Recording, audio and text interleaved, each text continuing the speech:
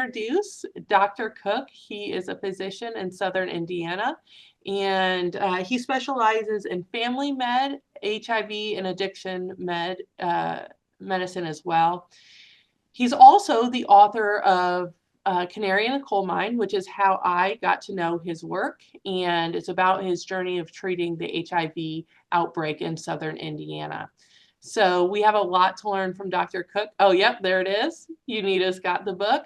And which reminds me, everyone who has attended this event, now, many of you have been to the first two events that he's done. Everyone who's attended the event will get a book.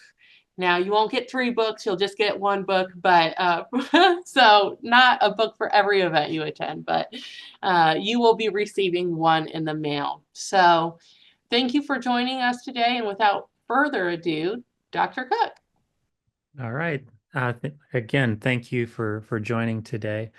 Looks like we're gonna have a smaller group, so we won't do the breakouts like we have. We'll just, unless more join as we're talking, we'll just go ahead and have a conversation amongst ourselves.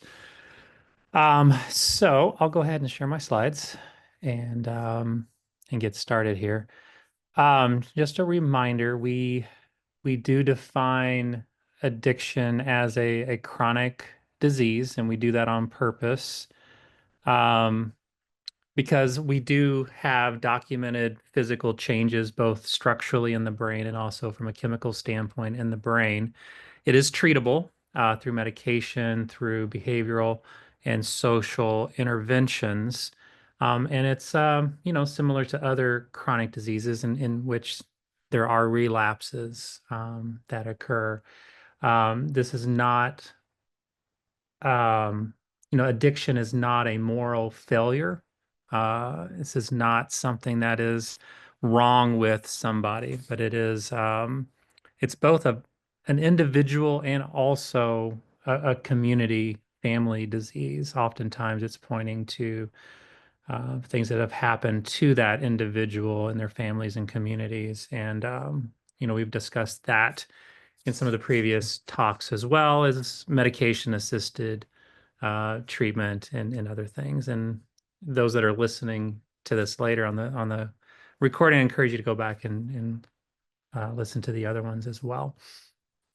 So I'll go ahead and get started here. So today we're going to talk about how to motivate people and congregations to change, and hopefully that change would be addressing the needs of their communities. We're all interested in helping the communities in which we live, but oftentimes we don't know how. As leaders, it's difficult to tell people or inspire people to do things. Oftentimes, we raise the awareness, but then, how do people respond? It's one thing for people to be aware of situations that are going on in their communities or harms that are occurring to people. It's one thing to be aware of it. It's another thing to actually take action, and do something about that. So we're going to be talking about that. As community leaders, we are at the interface between working with individuals on a one-on-one basis and what makes that individual healthy, but also the larger congregation, the larger community, the larger organizations that we're part of. So there's that interface between, individuals that live within our communities, and then also what our communities look like. I put together this diagram to kind of illustrate this and tried to put names to the 4 quadrants that kind of make up, different communities. And these can actually exist within the same communities. So it's not necessarily each individual community is one of these. So basically what we're looking at is a situation where there's individuals that we're working with, whether that's within our organizations or outside of our organizations. And those individuals either have poor health, low health, or high health. and that's on that um, axis on the left, going up and down. Um, that individual also lives within a community, and that community can have low health and high health, good health, bad health. And so if you put those together, somebody that has poor health within a community with poor health, we would consider that a health desert, and that person's at high risk. That same individual could be living in a community with high access to health, and they're just not achieving that access. So there's a gap there. There's a wellness gap. So they have poor health, but their community has access. But there's a gap there. Going the other direction, an individual with good health, they may still live in a community that doesn't have a lot of access, a lot of resources there. And they may be struggling silently. Their health is good, but they're really not able to access the things that would maintain their health. And so they're still at risk of losing that good health that they have. And then the last one is when they're, the ideal situation is when their community's healthy, the individual's healthy, and then you have a health oasis. And I just kind of break down a little bit about what those different communities may look like with those individuals living within those communities. So it's, a- an individual with strong health and access to strong health community. They're in that health oasis. Um, the challenges may be that, people feel kind of complacent in that situation, and there's not that motivation to reach out and help other people.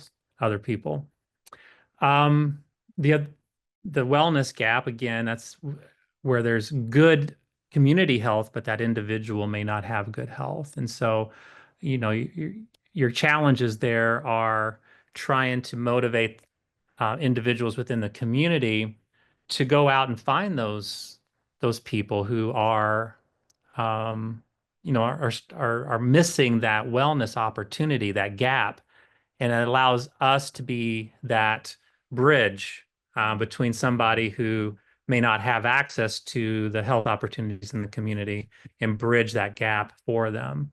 Oftentimes, that boils down to stigma, to those social determinants we talked about before, with transportation, access to insurance, for example, those sorts of things. And then the silent struggles are the individuals with strong health but a weak community. And those people are struggling silently, and they may be doing a lot to try to, give back to their community. But again, the community is not healthy. And so they're really at risk of burnout. I think of smaller communities are a good example of this, where you have some really good workers, good, strong people in the community, but there's not a lot of help in the community. And so those individuals end up wearing a lot of hats, right? You've probably seen this before. Maybe an organization is this way, where you have a few people that are really motivated, really healthy, but the organization itself doesn't have the infrastructure, or the community doesn't have the access. And so those individuals can get burnt out very, very quickly and very easily. So something to monitor and be aware of. And then the health desert, that's obviously the place where people are at most at risk. These are those individuals that I identify as the canaries in the coal mine. They're the example of the toxic conditions and how they're harming people within the community. Again, dealing with social determinants of health, addiction, domestic violence. People can often feel hopeless in these situations because they don't, their health is poor and they don't have access to anything. They feel alone and isolated. And so these are the ones that are really at risk, and, the areas that we probably need to focus on trying to get people the most help. So the the challenge is, how do we move people and communities along the path from going from, a health desert to maybe just a silent struggle, or from a silent struggle up to the health oasis, and it comes down to really the community stepping up and the people within the community stepping up to develop programs, to develop mentorships, those sorts of things.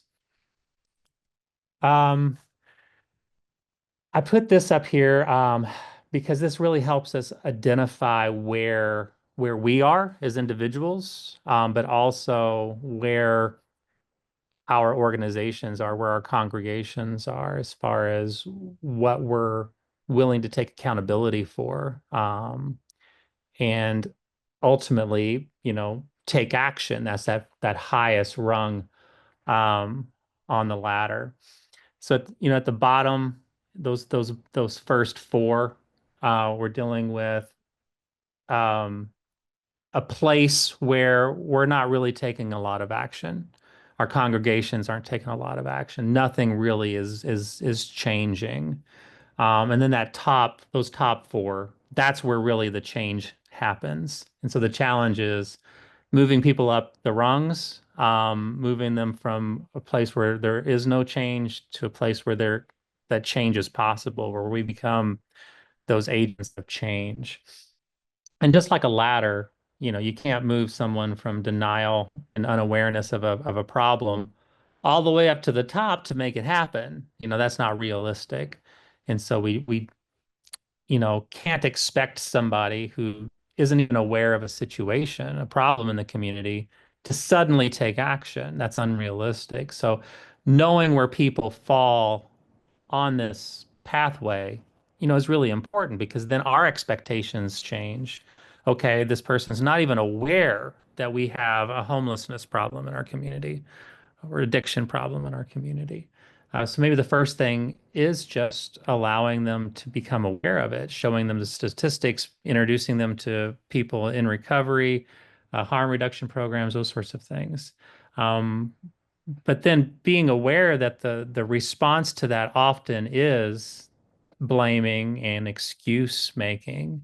That's not an abnormal response. It's a normal response, and we shouldn't ourselves, blame them and expect them to do anything other than that. And then moving up to that wait and hope. I often see this in situations where, we get together and pray for a situation. We pray and then wait and hope. And that's not really enough. Should we pray? Of course. But one of my favorite authors is C.S. Lewis, and he, in talking about prayer, he said that we don't pray to change God. We pray to change ourselves. Prayer should be about changing us, changing our orientation to a situation and how God is going to use us, not us use God, to do something powerful in a community. So that wait and hope part, I often see that in that prayer, and it's not anybody's fault. I mean, of course, it's good praying. Oftentimes, people don't know what to do other than to pray, and so it's our job to provide them with the tools and resources, the knowledge to do something besides just wait and hope. So that's moving up to acknowledging that there's that situation and that I have accountability to that situation, to where I can own it. This is my job. I need to do something, on up to creating solutions. And we've all been part of meetings where we're brainstorming and coming up with solutions. We're talking about a problem, right? But if that's where it ends in that room, did we really do anything? It's great that we're talking through issues. It's great that we're having meetings like this, right? And we're talking about it. We're making plans. We're coming up with solutions. But we can't forget that final step where we're actually putting it into action and making it practical. I put a couple biblical points to use there as well, and you're going to have access to all these slides, of course. So I just want to pause here and just hear from you guys. Where do you feel like, um, your communities are on that health grid? Do you think your communities are healthy, not healthy? The individuals living in the community, are they healthy, not healthy? What are your thoughts? What are your all's thoughts there?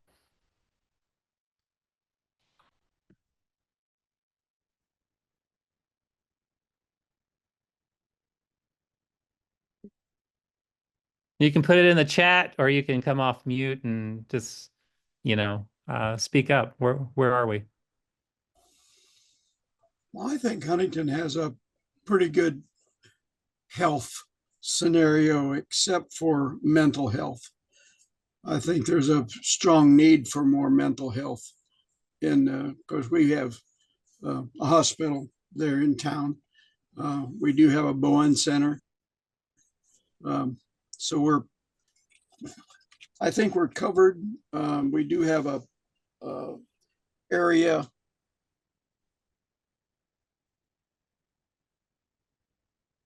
So there's some areas where there's some gaps where maybe there's can be some There's action there. still gaps within the Yeah, food, probably because of we just the let's love something. I can't remember the title now, but um, they just can't provide enough food for sure. the people that A lot need of need that basic still exists. basic canned food. It's one of those. I can't remember the story, but it's something about bringing in something so people can use, but they have to be able to use like milk to cook it with. Well, they don't have the milk, so they can't use the product. So Yeah.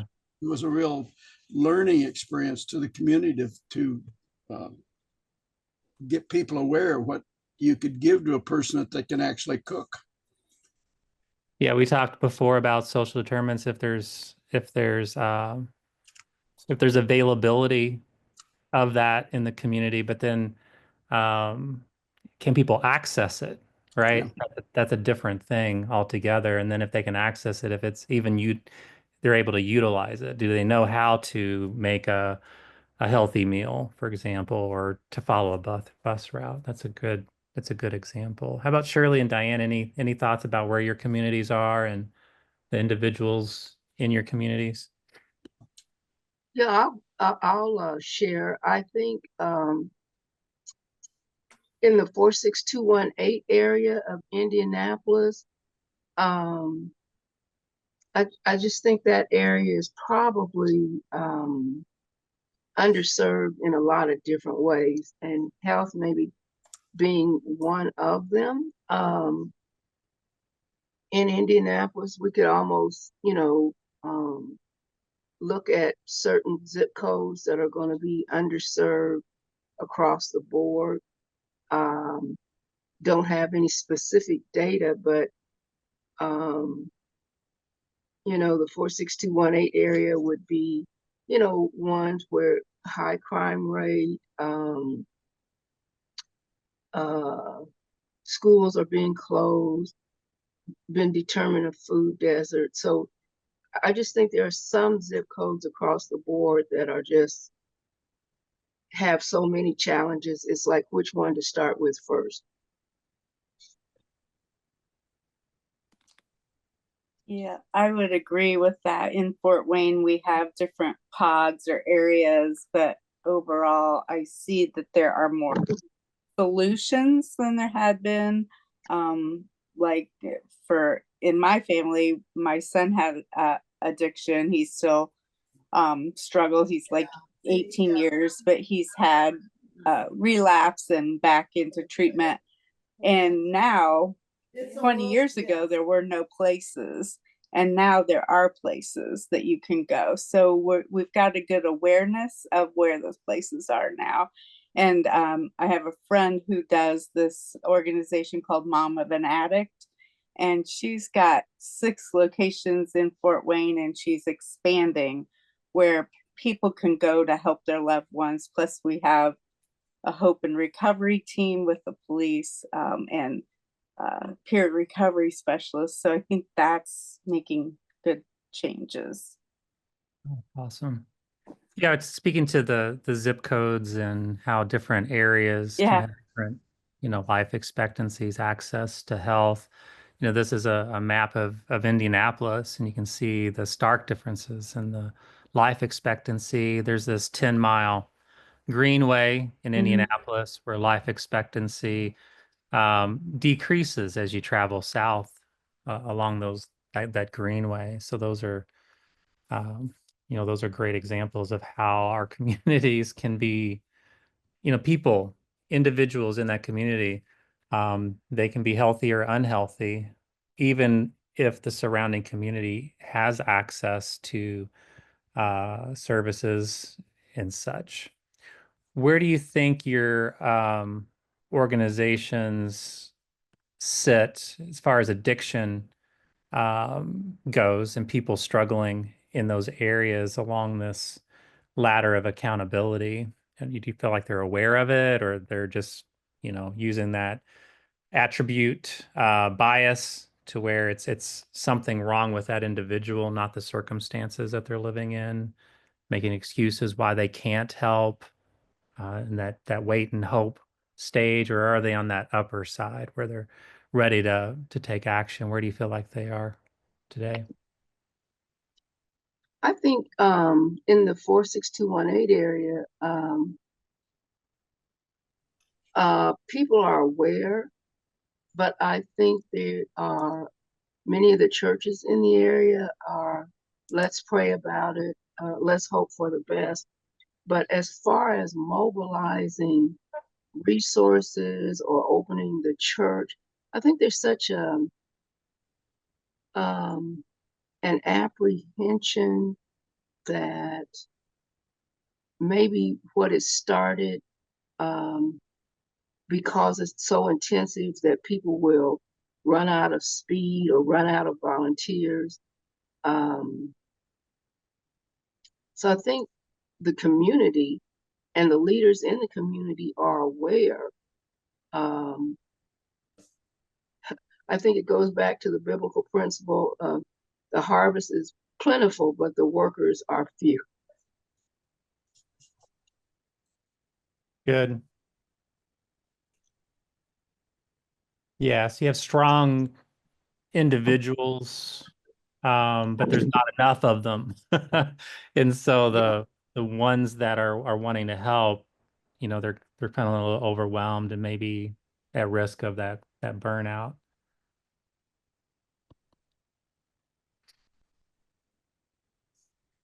Just a reminder on that attribute bias. I think it's really important to just kind of keep that in mind, because it's normal for all of us to attribute our successes to something about ourselves, that we were strong, we were resilient, we were capable, and so we succeeded. Our failures, we often blame on our situations, right? I didn't succeed because of these other things that happened that didn't have anything to do with myself.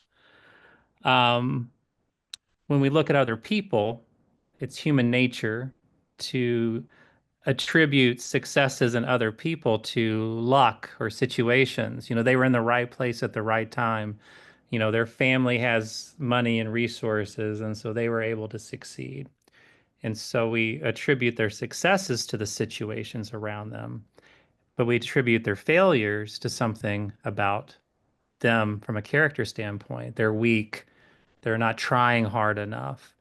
You know, they're they're they're living a life where their consequences are catching up to them. And so I think this accountability ladder becomes important, because when we're looking at other people who are struggling and hurting, we can overcome that attribute bias that we all have, that they must have done something wrong, or they're not trying hard enough, or they just need to make better choices in their life. And it shifts the accountability from the person struggling to ourselves, and that's where we get up to those higher rungs. Is we're not telling them that they need to change. We're not telling people, you need to come to church or you need to access this service. But we're saying, there's something that I need to do personally to go out and make a difference, right? And that's a big difference, right? Setting up a program and saying, you people need to choose to come to this program and do the things we tell you to do versus I'm going to do something active to go out and find people and, help them no matter where they are, whether I agree with them or not. So that's hard. And again, we can't expect people to move from the bottom all the way up to the top, but making little changes um, along that pathway is important. So how do you do that? Um, a lot of it comes down to trying to figure out how to motivate people to change. And these are some common misconceptions about motivation. So the first one, just true or false. Until a person is motivated to change, there's not much that we can do. You know, is that true or is that false? If somebody's not motivated to change, there's nothing we can do. What do you think? Kind of half true. Uh, if you can help them see changing, if they change their motivation, uh, just help them realize that they have to change, or we have to change, together. Um, the ladder that you had screened before, uh, the group of folks that I can't say I work with, but I am in touch with all the time. Uh, the ladder is perfect. They start down at the bottom, and within most of the fellows that I talk with and have communication with, within a year, they're halfway up the ladder, and they're starting to see the benefits of everything that's going on within their life now. Good. I would Um, say that it is um,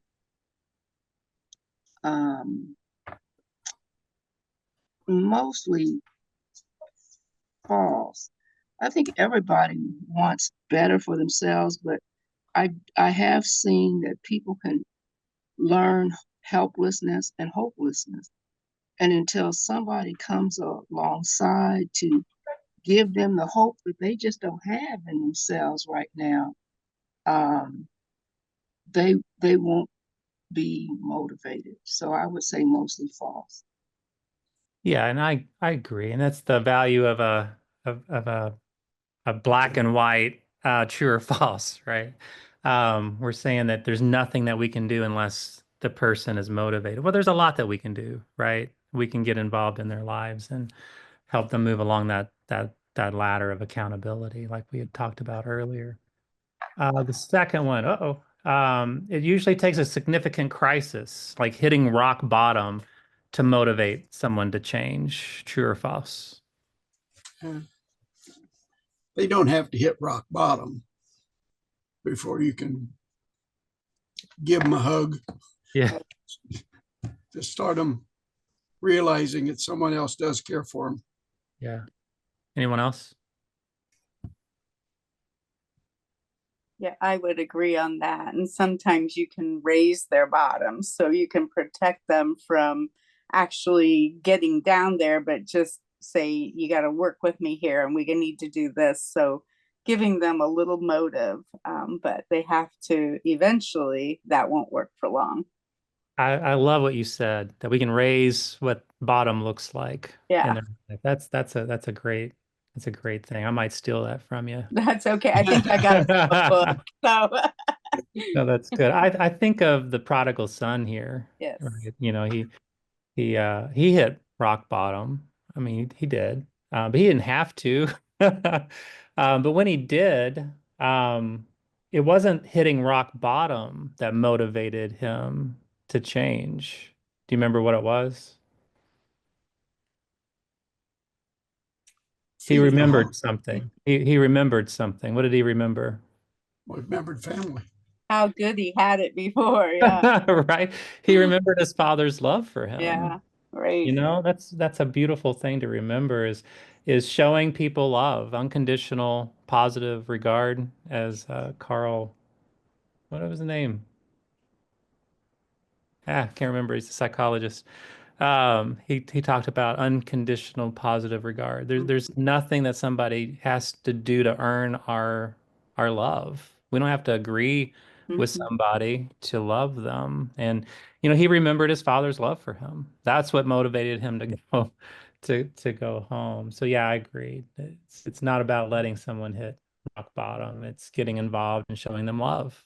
And hopefully that is enough to raise their bottom, Mhm. where that might be, and then give them access to a better life. Motivation is influenced by human connections. True or false?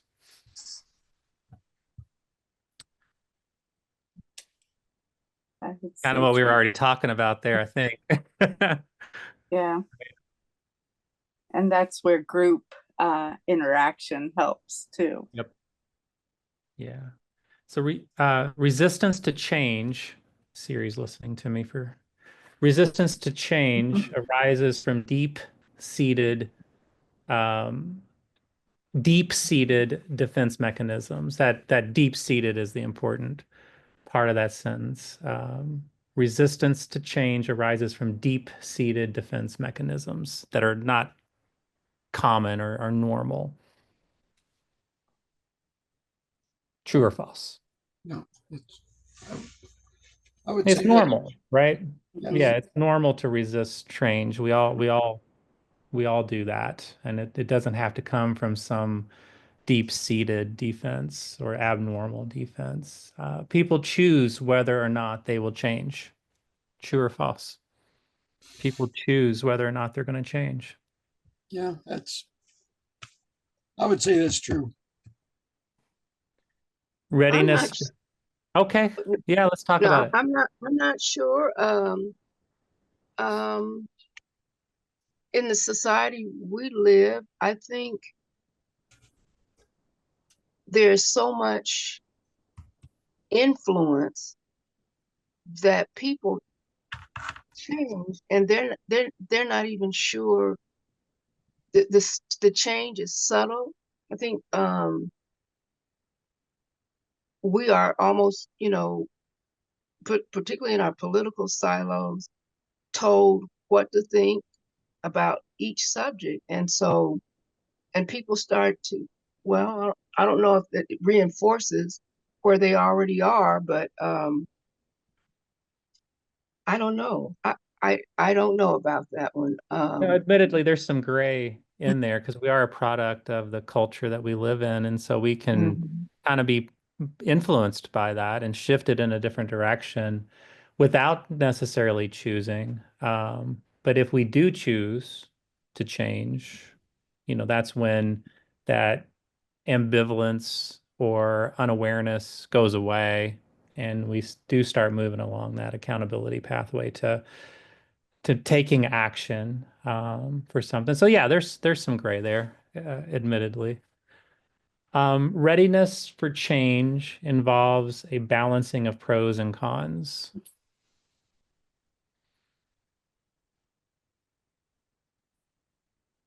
Yeah. True. Yeah, you Mhm. got to write them down. Mhm. Creating motivation for change usually requires confrontation. Usually, Mhm. Oh, that's yeah. Mhm. it can, Yeah. and that's the black and white of the answer, right? It's you does creating motivation for change usually require confrontation? Sometimes. And it doesn't have to be, it can be a positive confrontation, but Well, sure. yeah, Yeah. I mean, just, Mhm. and I think sometimes as families, it's harder for a family to say things because there's things in between people that might create these walls. And yeah. Yeah. I think what you said about the positive confrontation, that Mhm. is important. We all have that thing in us that if someone confronts us in an aggressive way, we kind of Right. hunker down, right, and defend ourselves even more. Mhm. So that can actually work Mhm. against us. So I think that's where this questions are kind of getting at. is it required? Is confrontation required in order for someone to change? I'd say, no, just kind of working alongside someone, raising awareness, being positive is probably the way to go. If you're doing the confrontation, it's just raising awareness of maybe something that they want versus what their life is actually looking like, and revealing that not your confrontation with them, but their confrontation within themselves of what they want and what their life actually looks like. And then denial. Denial is not the person's problem, but it's our ability to work with that person's problem, a skill problem. Is it something wrong with that person, or is it our ability to work through where they're at? That was a doctor question. Mhm. Or a little bit of both. Yeah. Again, that gray area. Mm, you know, I don't know, maybe the denial comes because they feel powerless um, to, if they accept the situation as it really do they, is their mental health better off because they're denying it, or because they accept it, become aware of it, but still feel powerless to change the situation? Yeah, let me put it, is it normal for someone to experience denial when they're facing a problem? Oh yeah. So if it's normal, it's not necessarily their problem, right? It's Mhm. more, how are we going to work through that normal Mhm. process of change, right? Right. Mm. If you don't make change happen, you can't change, right? You don't have to come up with all the answers. Um, you probably don't even have the best ones. Oftentimes, the people we're working with do. And then it's not a struggle, it's a dance. And so that leads into this principle of motivational interviewing, because it's not this wrestle that we have. It's really a dance that we're taking part in with the people and organizations that we're working with. So motivational interviewing, it has four basic principles. You can remember them with the acronym OARS.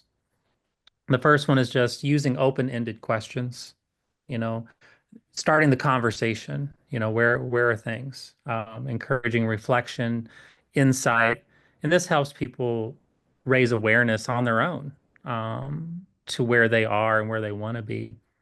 Affirmations, just kind of reinforcing strengths, celebrating positive changes.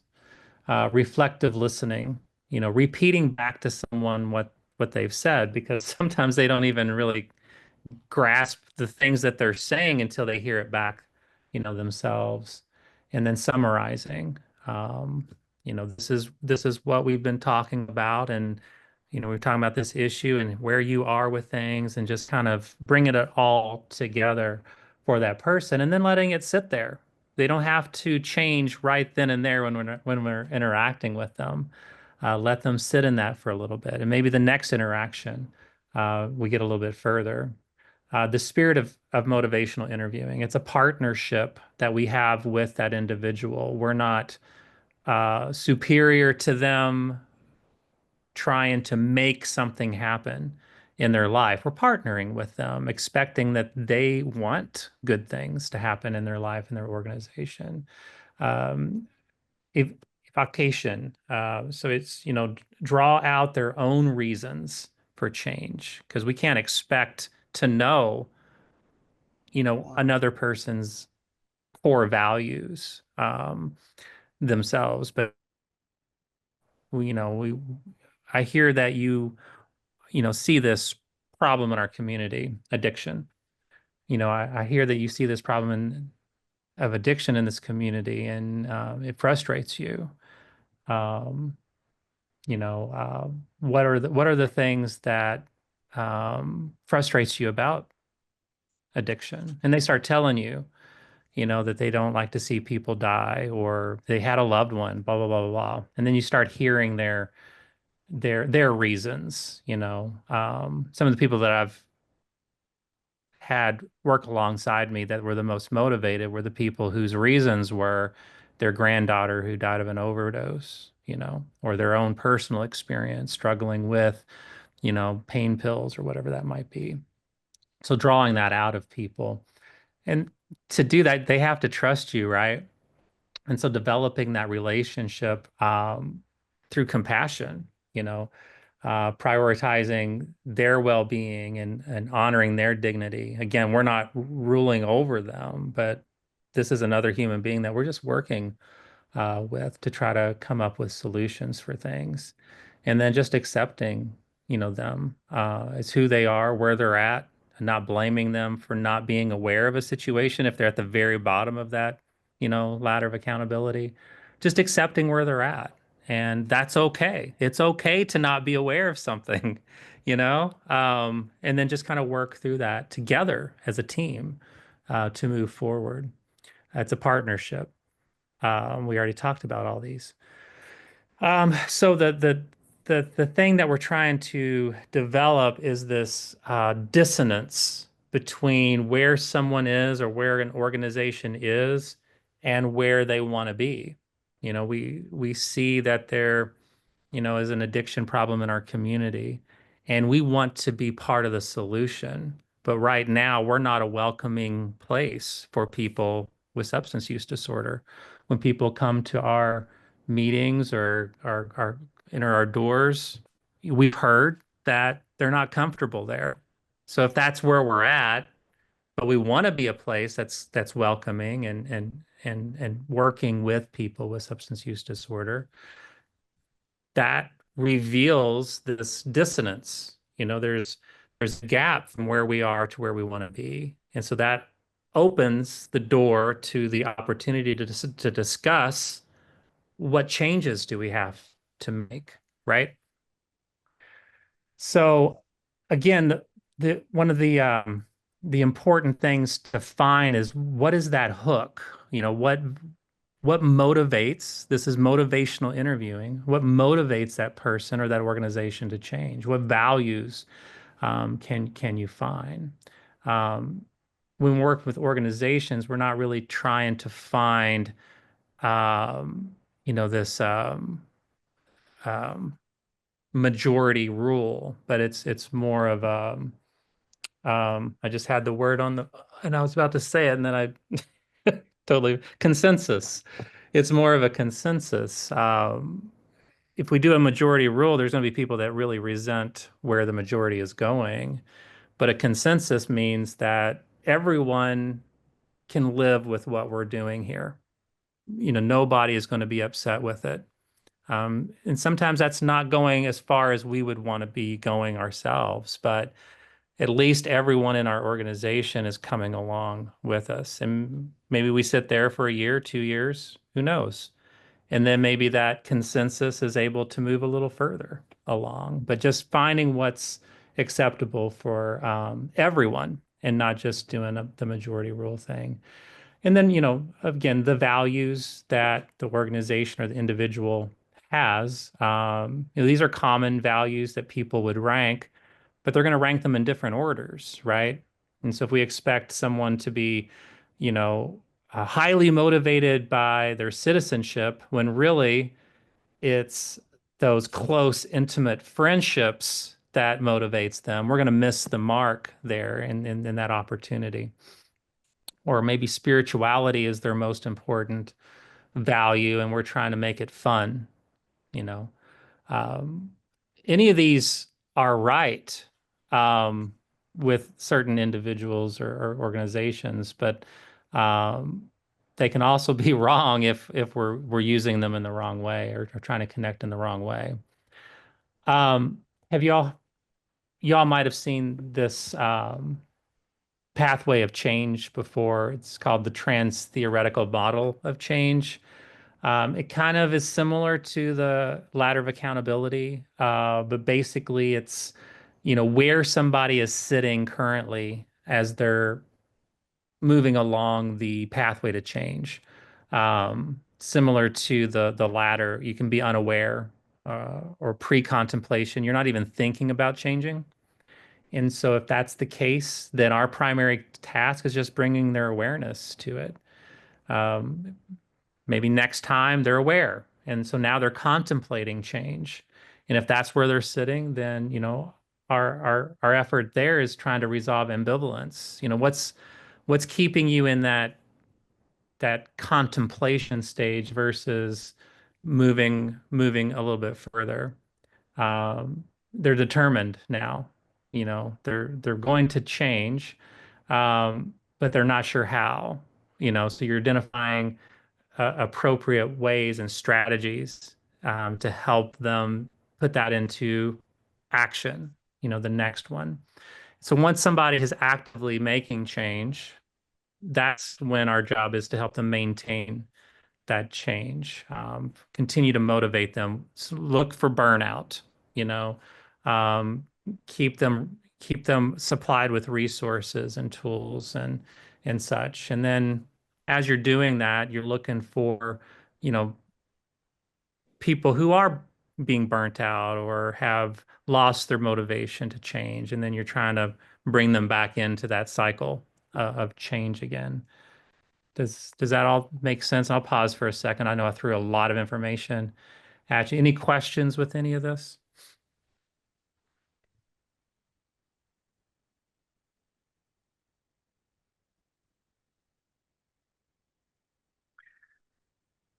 All right.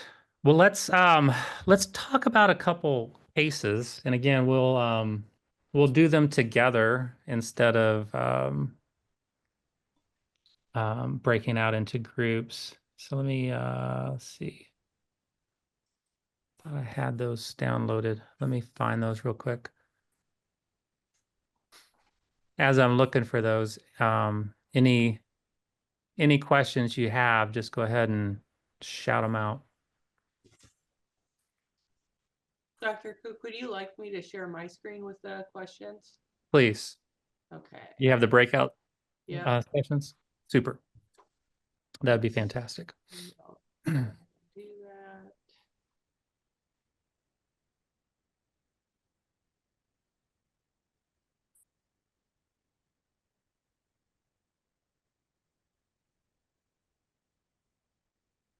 Cool. Let's go to the first case. Okay. First case. Let's see. A small church in a struggling neighborhood sees high rates of substance use, unemployment, and homelessness in their community. Some members say this isn't our problem. The government should fix this. Others say we don't have enough resources to make a difference. The congregation prays for change, but has taken no action.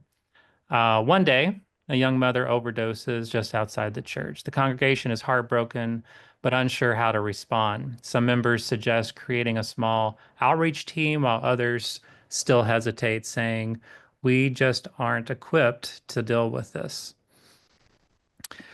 I listed a couple scripture verses that maybe relate to this. Hosea 4:6 says, "My people are destroyed for lack of knowledge." Matthew 25:35 through 40. Whatever you did for the least of these, you did for me.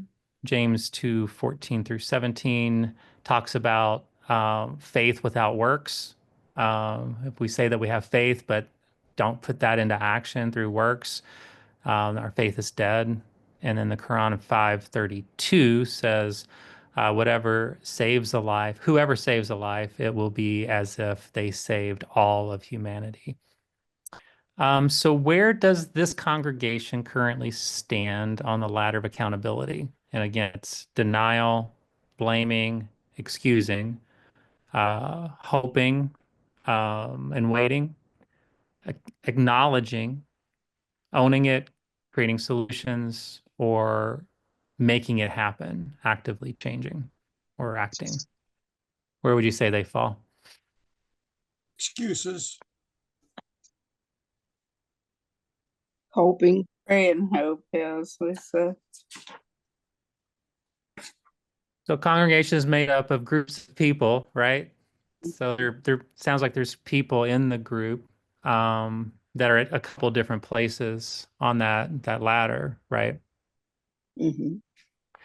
So what are the risks of remaining passive, and what are the potential benefits of taking action? The risk of remaining passive is it will continue. She's not, that young mother was not unique. Um, it will happen again. And the benefits, I think, are probably obvious. How can faith leaders help congregations move from that wait and hope to taking action? What can we do to help move people along there? I, well, that I don't have a response as much as that has generated for me a question, and I think I'd like to ask the group and you. So many of the church's activities and ministries are, I think, guided, maybe even dominated by the attitude or the desires of the senior pastor. If um, if he or she is adamant about growing the congregation, I think that they put all their emphasis and energy inside the congregation and kind of put blinders on to what's maybe happening around. And I and I have to put an addendum to that to say, post COVID, so many churches are just trying to survive. Mhm. Uh, Yeah. that they lost members, they lost revenue. Um, it's been said that many churches have older congregations and older buildings. And so to me, it's just all these elements coming together. But I would like to hear other responses about the personality and the desires of the leader tends to influence and affect the congregation.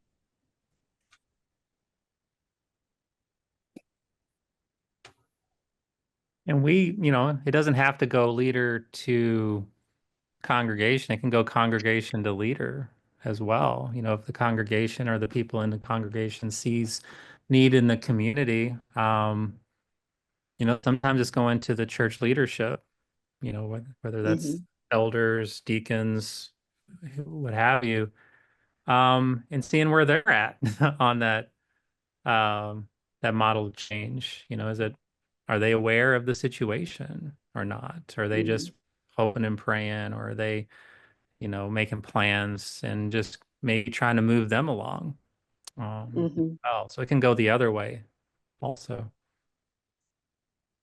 Well, I was just thinking how can faith leaders help congregations move from waiting and hoping to action? Uh, get Dr. Cook to come and give a seminar. Mm. Yeah. Abby, could you scroll down there? Mhm. I do want to note that I think education is a big part of it, because you see in the case itself, they said, well, what do we even do? And I think that's a big hurdle, just learning about what can even be done in communities. And that's why we do these sorts of seminars, right, Abby? Mm-hmm. What are 3 small steps that this congregation could take today to address the need?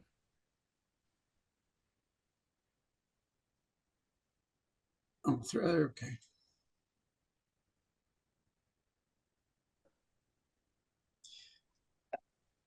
I think you could they could maybe start small, trying to contact the family, to walk alongside the family. If she's a young mother, she has young children, maybe tending to some of their needs. Um, Maybe there could be a research part of that group saying, if she did it, what what are what does that age group that she represented look like in our community? Are there a few of them? Are there a lot of them? Do they feel supported? So maybe looking at the demographics of where she came, what she represents, and reach, if nothing else, listening to them. So that could be two things. Yeah, gaining understanding of the problem and bringing in people with lived experience. Those are those, Hmm. those are fantastic. Other other thoughts? And I think having a testimony of someone who has had change in that way will help them see, well, that could be this person instead of the person that died by the overdose. Hmm. And we talked about last week that, we don't have to have all the answers. There's a musical my wife and I really like a lot. In it, it says there's this songwriter and a musician, and the musician's distracted with the business side of everything and not focusing on the music. And he says that he's real, his partner's really good at the business side of things, but there's people who do it better. He's also really good at the music part, but there's no one that does it better. So I think sometimes Mm. finding what we do really, really well and focusing on that, and then finding other organizations who maybe do the recovery part better or the harm reduction part better and partnering with them. So, how can they partner with other organizations rather than trying to do everything themselves?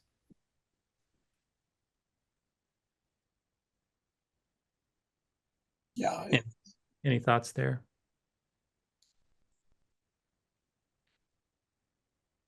Well, some trying to find the organizations that you want to partner with too are sometimes hard to find because I'll use the term, they're buried in the community. And it's hard to find them. But once you find them and partner them, boy, you can do a lot.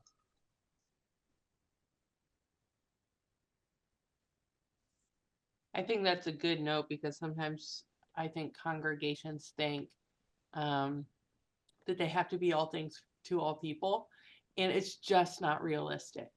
And so I just appreciate that note about partnering with the experts. Cool. Abby, you think we have time for one more case? Sure. Yep. Okay, let's go on down to the next one. Case 2. Let's see. A faith leader wants to mobilize the congregation to support people in recovery, but faces resistance. Some members say, "We are a church, not a rehab center." Others acknowledge addiction as a problem, but fear engaging with people in active use.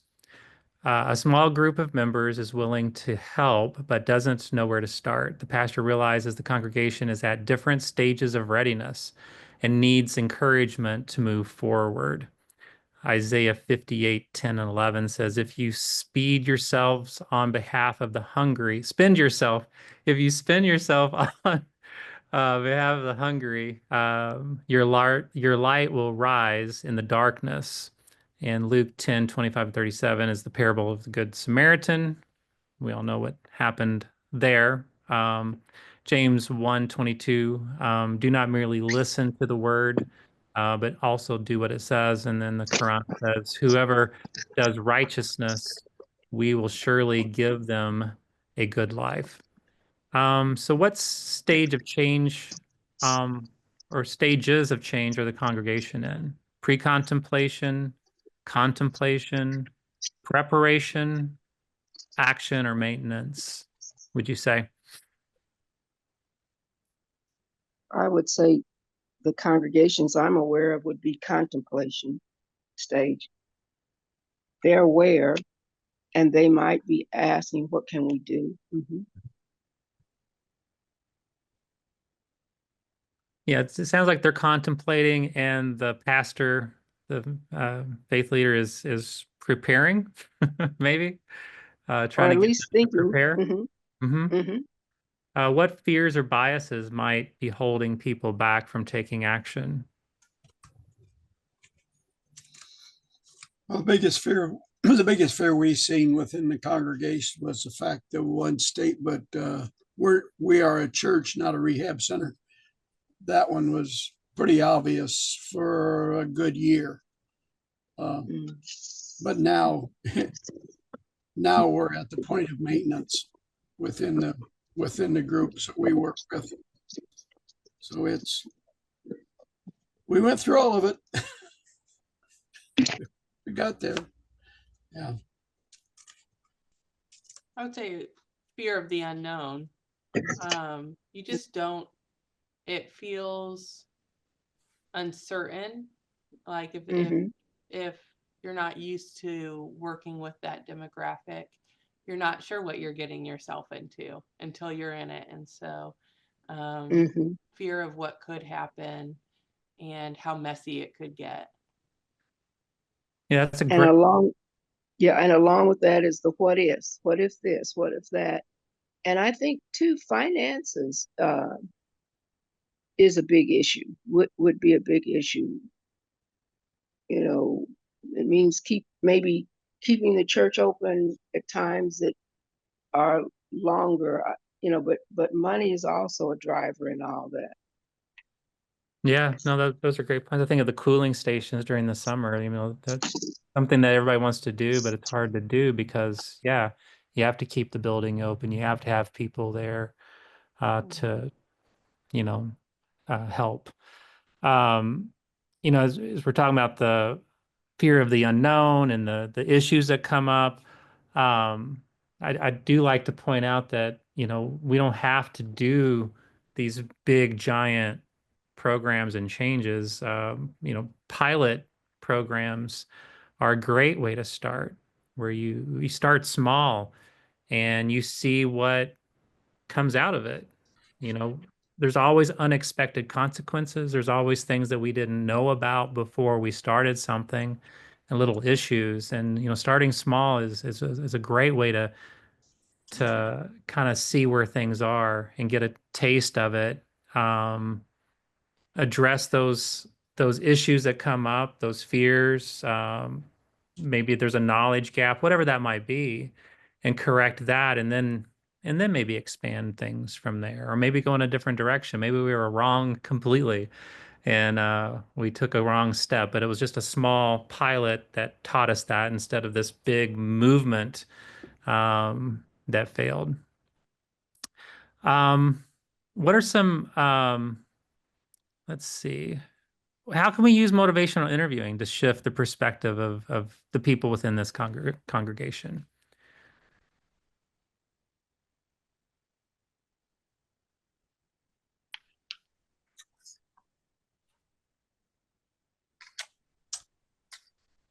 I guess would be in relationship to getting them to know, to voice or understand their fears and how to, uh, I'll use shift perspective. Yeah. Listen to their fears and I guess deal with them, whether it be good, bad, or indifferent. They've got fears. I know we had not so much fears, but we had a lot of questions. But Sure. yeah, Yeah, absolutely. I how think how we're all good at lecturing or preaching or holding classes and just, showering people with information.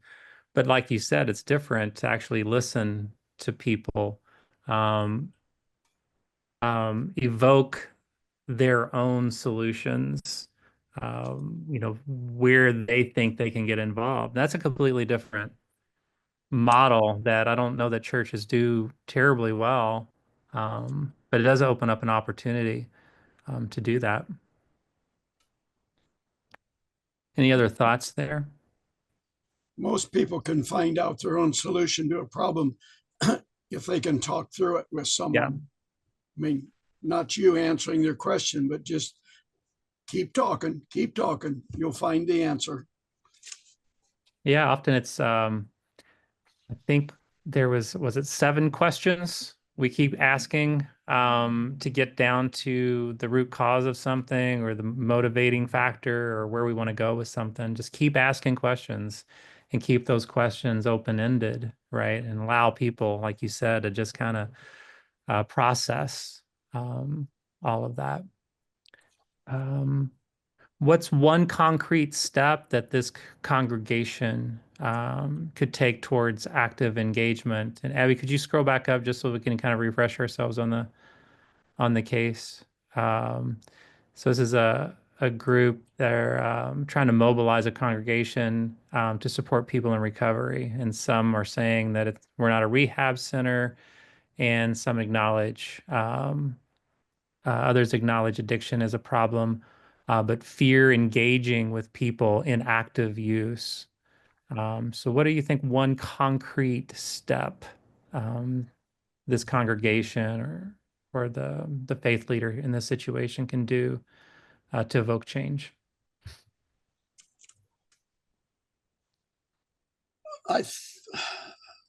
Trying to go back.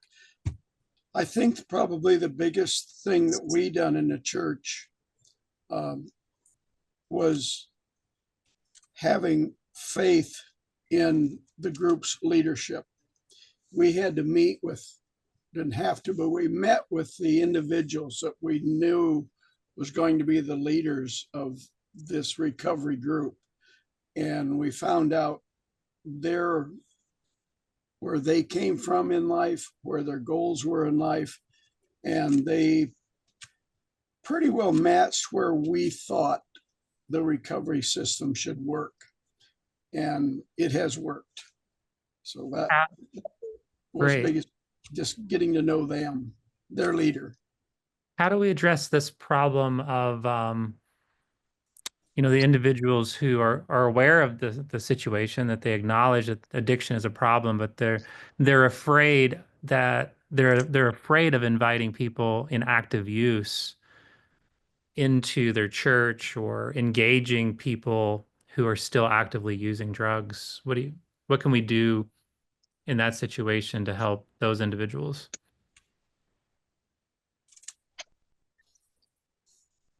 I'm going to have to get a little technical here. Okay. Actively in use, they won't come to church.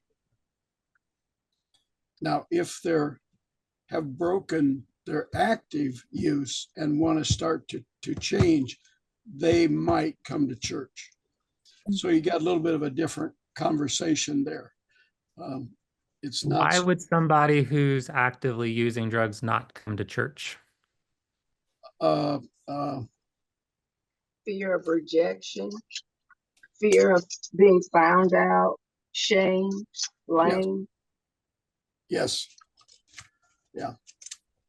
They'll be looked at and be faulted, and it's just And if they have family members there, the family members don't encourage them to come because they don't want to, quote, feel embarrassed.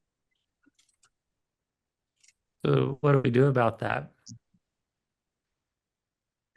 well, biggest thing change there is the folks within the church have to open their arms, let be acceptive of the tattoos, the nose rings, the earrings. Yeah, look past that. Which means a lot of times changing the culture and the climate of the church. We like being around people like ourselves. Yeah, when Jesus was accused of hanging around sick people and, people who were drinking and, not viewed as good people, Mm-hmm. how did Jesus respond to that? basically, didn't he say the sick, the well need no need for a healer, but it's the sick among us that needs the help. So in that light, what should our churches be here to do? To help those who look like us and those who don't necessarily look like us. And a lot of churches will say they already do that. They have the perception that they do that, but not really. Where do you feel, I mean, Donald, you were kind of speaking to this earlier. Where do you feel like our churches mostly, I wouldn't say all churches, but a lot of churches that you're kind of referring to, where do you feel like they are with that? Are they there to really kind of encourage the people who are well and, Yeah, but view themselves as Christians, or those that are sick? Where do you think we predominantly lie there? I guess I'm trying to evaluate my own church at the fact that we have changed in relationship to our feelings about sick people in relationship to recovery. We've come to realize that these folks are real people, and they're just not trash on the streets. They really have a life. They have a hopes and dreams. Just walking along beside them to help them make that change in life is the biggest thing I think we have learned in the last 2 years. I could tell you some more stories. Do you think most of our churches are set up to be welcoming to people who are doing well, or Yes, people who are not doing well? doing well. Yeah, right. Well, yes, yeah, no doubt, no doubt. What do we need to do there? How can we address that issue?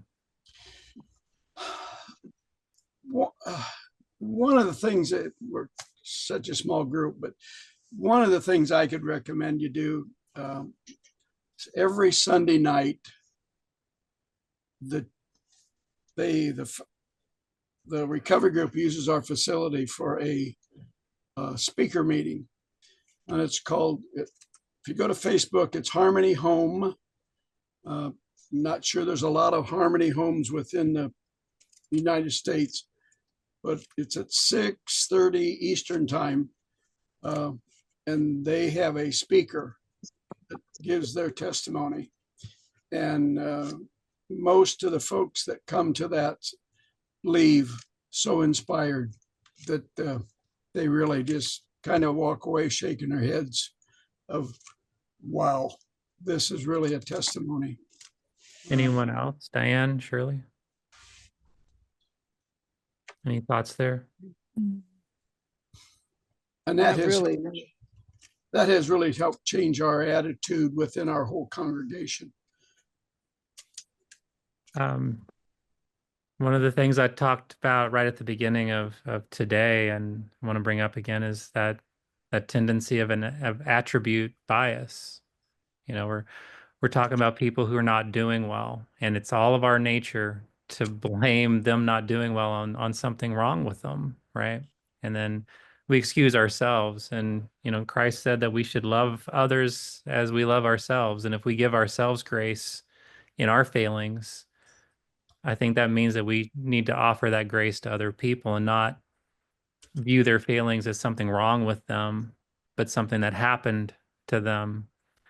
And, Donald, you bring up a great point of just listening to people's stories often brings that insight and understanding, and just being around people with lived experience and learning from them, allows that to happen. So I do think, going to recovery group meetings or harm reduction meetings or inviting people who are still using drugs or in recovery into the conversation, allow people to meet them, build relationships. that goes a long way. Because oftentimes we do put up those barriers to the people who need us the most. And that's what I hope we've been able to accomplish a little bit over the last few weeks, is just kind of bringing a better understanding to addiction, what makes people vulnerable to it, why it's important to view it as a chronic disease and not something wrong with that person, in ways that we can motivate ourselves, the people around us, and the individuals that we're working with towards change. So I hope we were able to accomplish that over the One last of the few things, weeks. one of the things I picked up or didn't pick up, but realized, I think it was the first session you were talking about the brain, how the brain gets disconnected. And it takes about 18 months for that brain to connect back up. And I often wondered, when the fellows come into recovery, why does it take 18 months? Now I know why. Yeah, yeah, Yeah. that's it's like, why does it take somebody 8 weeks to recover from a broken bone? There's really good reasons for it. There's a lot of healing that has to take place, and them being in a cast and needing crutches isn't a weakness on their part, and same with addiction. People in recovery needing help isn't a weakness on their part. They can't will themselves over or pray hard enough to be a better person. It's not about that. It's a true sickness and illness with true cellular growth and damage that has to be healed. Thank you Yeah. for bringing that up. Abby, I'll turn it back over to you. Thank you, Dr. Cook. Um, it's been eye-opening, and I've learned a lot in these few sessions that we've had together. So thank you.